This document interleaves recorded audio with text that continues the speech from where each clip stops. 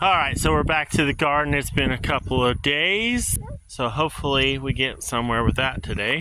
The goats dropped some new babies. They're waiting patiently for us to come over. So we got some pretty nasty storms last night, so we're kind of hoping that everything's still alive at this point. But I did have some plants that were ready to harvest. This still has a really long way to go before it's the thriving garden that I want it to be, but we're working on it. Oh yeah, that is a Luffa. Man, these things are freaking cool. So just to put it out there, I didn't know much about the Luffa prior to planting them and, letting them grow out here.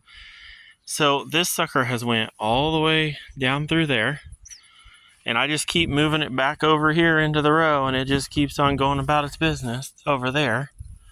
And then it goes down through here. There's another one. Then there's another one, and it comes all the way to here.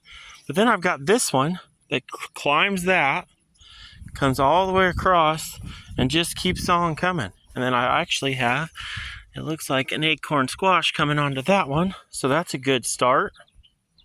So why should you have almost 100 tomato plants?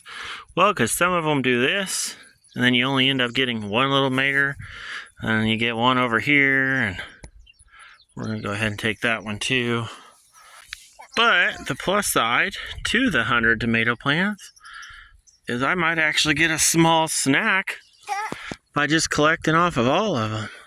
So I like to pull all these when they are just starting to change. These guys actually did awesome.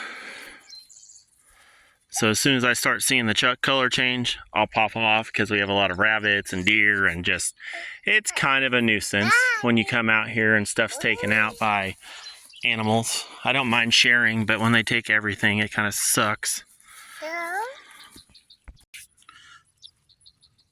And this is what I'm talking about.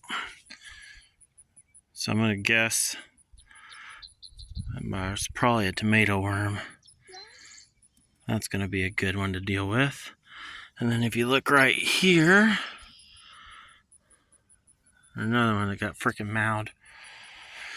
All right, fight is on. And then they're eating my plants. Pretty sure those are rabbits or deer.